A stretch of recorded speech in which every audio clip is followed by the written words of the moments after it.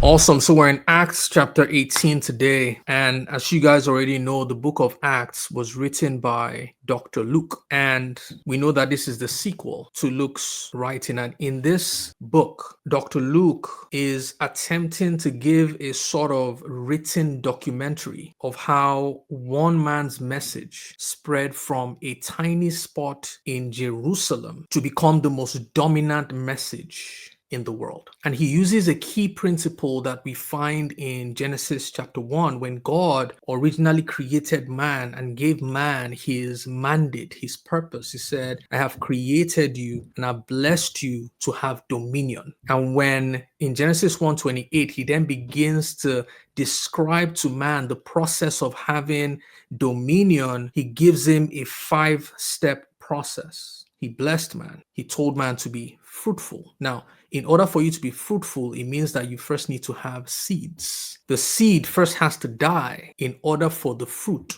to be produced. And so in his first writing, the Gospel of Luke, Luke captures the death of the seed. Jesus wasn't just a man, Jesus was a seed. And so when he died, everyone thought that he would stay dead. They did not realize that he was a seed, and that seeds do not die when they are buried. When you bury a seed, it gives it the nutrients, it gives it the power that it needs to actually reproduce itself. And so in this first account, Luke is giving us, or has given us, how the seed had to die. When the seed was planted, it then began to grow. And it entered phase 2 of the dominion mandate, which means to be fruitful. Now, the seed went from being in a local environment and then it proceeded to grow into a national environment. Jesus says, start in Jerusalem, start locally, but don't stay local, grow national. Go to Judea and Samaria. Don't stay national, grow internationally, and to go to the ends of the earth. And so at this point in Acts 18, Paul is in Macedonia, Paul is in Europe. Paul, the gospel message of Jesus has left the national area of Asia and has now gone internationally into Europe. So Paul at this point is establishing the international ministry of the gospel of Jesus and is establishing it with pain, so much pain and uncertainty. Paul, he has become accustomed to having an emotional roller coaster. When he gets into a new territory, he's preaching the message, people receive, but at the same time people are receiving, people are also rejecting. And so you can imagine you coming in with this message that you know is going to transform people's lives.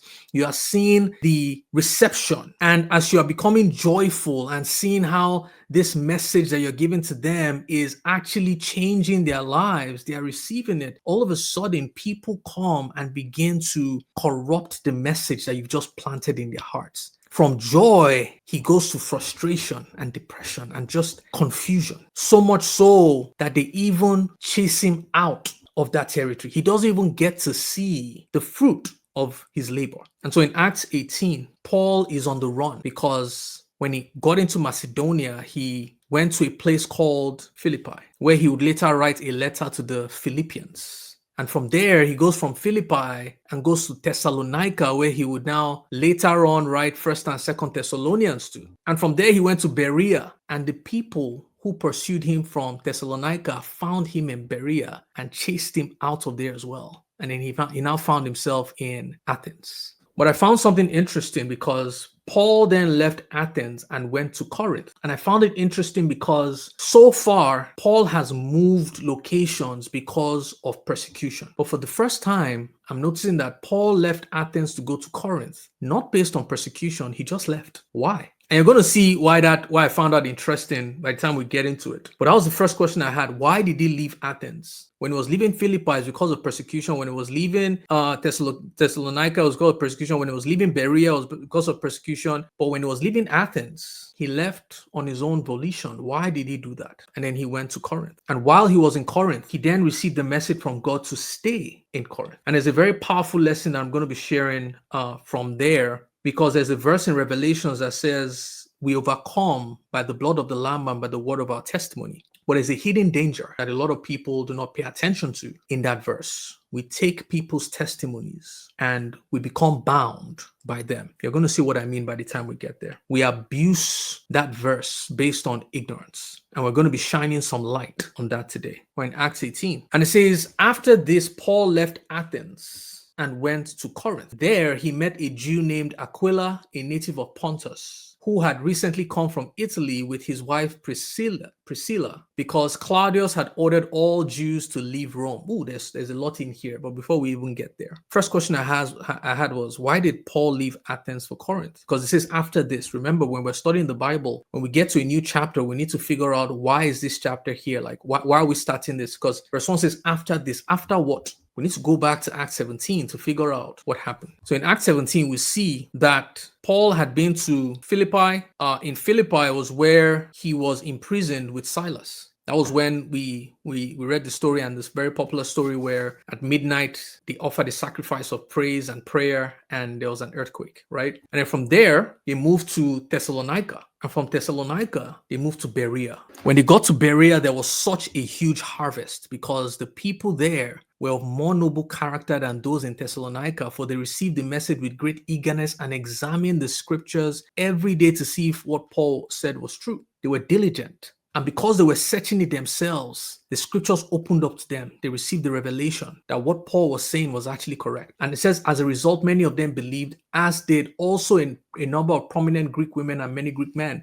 But when the Jews in Thessalonica learned that Paul was preaching the word, now it's interesting because it says when they learned that Paul, not Paul and Silas, not Paul, Silas, and Timothy, it feels like Paul had become the primary target. They're like, these other guys, maybe Silas and Timothy were observing. They weren't really speaking. So at some point, it's like they deduced that Paul was the problem here. If we can get this guy to shut up, we can shut this message up. So it says they learned that Paul was preaching the word of God at Berea. Some of them went there to agitating the crowds and stirring them up. And the believers immediately sent Paul to the coast, but Silas and Timothy stayed at Berea. Why is it that Paul was sent, but Silas and Timothy stayed? Paul was their primary target. If we get rid of this guy, we get rid of the message. Paul went away, but kept Silas and Timothy there. Nurture what has been planted. Berea was ripe. There was such a great harvest. Stay behind and nurture the seeds that have been planted here. But guess what? It then says in verse 16 that while Paul, it says those who escorted Paul brought him to Athens. Now, when you see it on the map, it makes a lot of sense. But the distance between Berea and Athens wasn't a short distance. I did the math. If you're walking, it takes 5 to 7 days. So what does it mean that they escorted Paul to Athens? Like when I read that, it just sounded funny, because in today's world, we're used to escorting people to the gate, escorting them to their car, escorting them to the bus stop max. These people escorted him for a week.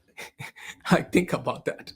Like, those who escorted Paul brought him to Athens and then left with instructions for Silas and Timothy to join him as soon as possible.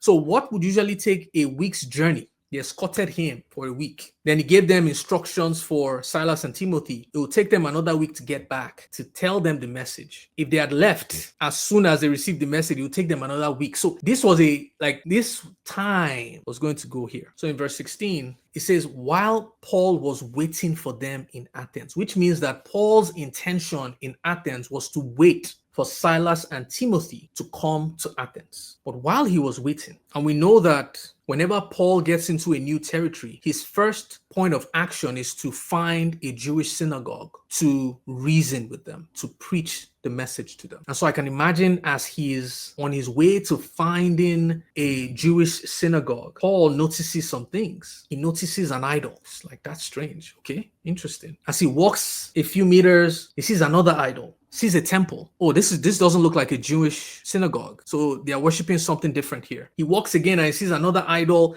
sees another one and another and another, and he's like, what is going on here? So he says, while Paul was waiting for them in Athens, he was greatly distressed to see that the city was full of idols. There were idols. These people were worshiping multiple. And remember, this was a Greek city. This was a very popular Greek city, still popular today, Athens. And the Greeks were known for polytheism. They worshipped multiple gods. But in this city, it felt like it was the capital of this. And so finally, he finds a Jewish synagogue. And it says he reasoned in the synagogue with both Jews and God-fearing Greeks, as well as in the marketplace, day by day with those who happened to be there. I can imagine. Paul is greatly distressed. You can imagine someone who has the solution to a problem and seeing multiple various expressions of that problem just being littered around. Paul has come with the gospel message and he's seen a city that is filled with so much ignorance.